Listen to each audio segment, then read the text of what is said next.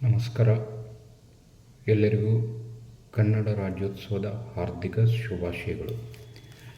ಎಲ್ಲಾದರೂ ಇರು, ಎಂತಾದರೂ ಇರು, ಎಂದೆಂದಿಗೂ ನೀ ಕನ್ನಡಿಗನಾಗಿರು ಎನ್ನುವ ಕವಿವಾಣಿಯಂತೆ ನಾವು ಯಾವುದೇ ಊರಿನಲ್ಲಿರಲಿ, ಯಾವುದೇ ರಾಜ್ಯದಲ್ಲಿರಲಿ ಅಥವಾ ಯಾವುದೇ ದೇಶದಲ್ಲಿರಲಿ, ನಮ್ಮ ಮಾತೃಭಾಷೆ ಕನ್ನಡವನ್ನು ನಾವು ಎಂದೆಂದಿಗೂ ಮರೆಯಬಾರದು. ಕನಿಷ್ಠ ಪಕ್ಷ ನಾವು ಬೇರೆ ರಾಷ್ಟ್ರ ಅಥವಾ ದೇಶದಲ್ಲಿ ಅಥವಾ ಬೇರೆ ರಾಜ್ಯದಲ್ಲಿ ಇದ್ದೀವಿ ಅಂತ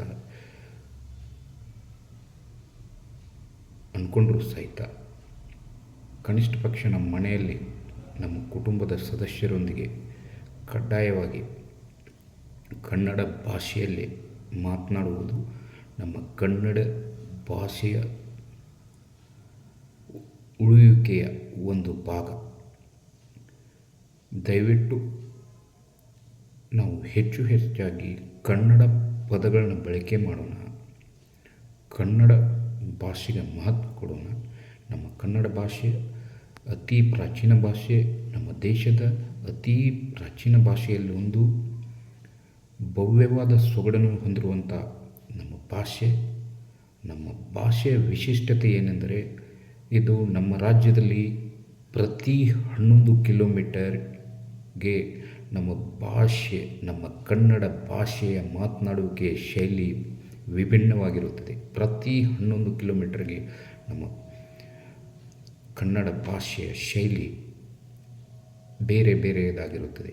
ಉದಾಹರಣೆಗೆ ಮಂಗಳೂರಿಗೆ ಹೋದರೆ ನಾವು ಮಂಗಳೂರು ಕನ್ನಡ, ಹಳೆ ಮೈಸೂರು ಭಾಗಕ್ಕೆ ಹೋದರೆ ಅಲ್ಲಿಯ ಸೊಬಗು ಬೇರೆ, ಮಂಡ್ಯದ ಸೊಗಡು ಬೇರೆ, ನಮ್ಮ ಉತ್ತರ ಕರ್ನಾಟಕದ ಭಾಷೆಯ ಕದಿರು ಬೇರೆ, ಹಾಗೆ ಕಲ್ಯಾಣ ಕರ್ನಾಟಕ ಗುಲ್ಬರ್ಗ, ಬೀದರ್, ಬಳ್ಳಾರಿ, ರಾಯಚೂರು ಈ ಕಡೆ ಹೋದರೆ ಪ್ರತಿ ಪ್ರಾಂತ್ಯದಲ್ಲಿಯೂ ಕನ್ನಡ ಭಾಷೆ ವಿಶಿಷ್ಟ ಸೊಗಡನ್ನು ಹೊಂದಿದೆ.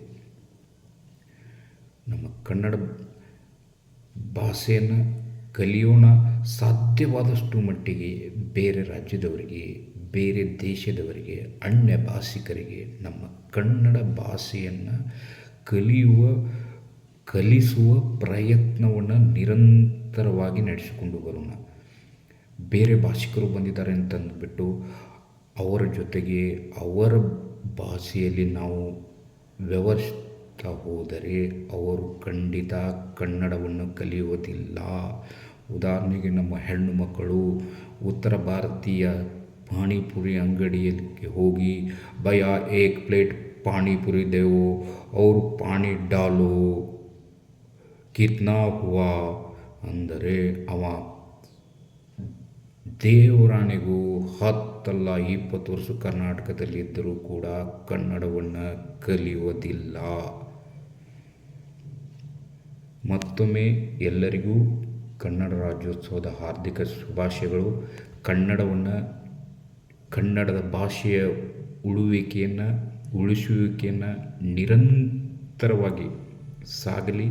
ಕನ್ನಡ ಭಾಷೆಯನ್ನು ಉಳಿಸುವುದ ದೃಷ್ಟಿಯಿಂದ ನಮ್ಮ ಆಯುಷ್ಯದಲ್ಲಿ ಸ್ವಲ್ಪ ಭಾಗವನ್ನಾದರೂ ವ್ಯಯಿಸೋಣ ಅನ್ನುತ್ತಾ ನನ್ನ ಮಾತನ್ನು ಮುಗಿಸುತ್ತೇನೆ.